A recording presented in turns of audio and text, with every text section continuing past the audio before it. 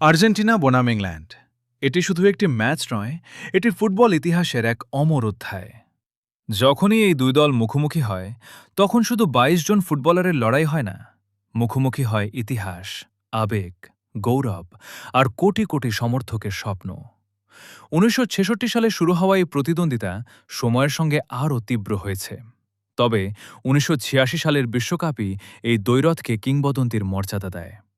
সেদিন Diego Maradona প্রথমে করেন বিতর্কিত হ্যান্ড অফ গড গোল, আর কয়েক মিনিট পর করেন এমন এক গোল যাকে আজও বলা হয় গোল অব দ্য সেঞ্চুরি।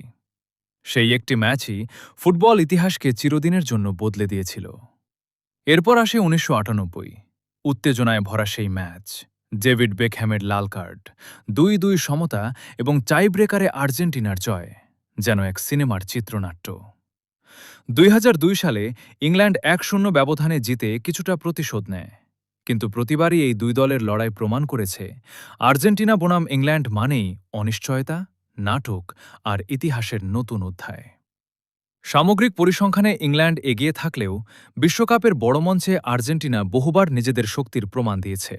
তাই এই দ্বৈরথে অতীতের রেকর্ড নয়, মাঠের ৯০ মিনিটই শেষ কথা বলে। এবারও বিশ্বজুড়ে কোটি কোটি ফুটবলপ্রেমীর চোখ থাকবে এই মহারণের দিকে। কে জিতবে, আর্জেন্টিনা নাকি ইংল্যান্ড? উত্তর মিলবে মাঠে। তবে একটি বিষয় নিশ্চিত, ফুটবল বিশ্ব আবারও উপহার পেতে যাচ্ছে ইতিহাসের আরেকটি স্মরণীয় রাত।